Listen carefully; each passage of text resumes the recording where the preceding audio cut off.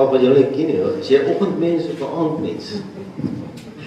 Want ek is 'n elke dag mens. Veilige antwoord. Ek is nie 'n oggendmens, maar ek word uitgehaal as ek nie in die gym is nie, so ek moet maar vroeg opstaan om die gym toe te gaan. Ek moet my werk in die aand doen, so ja. En maar Louise, sy is nie 'n oggendmens. Nie 'n oggendmens nie. Skalk by jou? Jy wil weet dit irrespectief van my sport as ek glad nie op 'n bed nie. Jy moet my net so as ek opstaan so 'n halfuur kans gee net om wakker te word, want maar ek kan baie maklik tot in die aand. Dit is my verskriklik frustrerend as mense wil gaan slaap en daar's nog 'n klomp goedjies wat moet gebeur. So nee, ek sal sê ek is 'n aandmens nie oggendmens. Vroulief, jy sê ja, presies.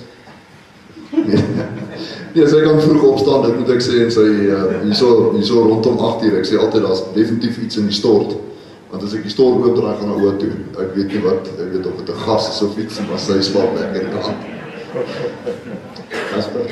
Ek is 'n oggendmens en ek hou daarvan om voor die son op te staan, en 'n ander pel van my het my hierdie staaltjie gedeel en gesê, kyk maar, as jy voor die son opstaan, dan lyk dit of jy hierdie dag gewen het, en jy voel in jou hart, jy het hierdie dag gewen, maar as die son voor jou opgestaan het, dan sukkel jy.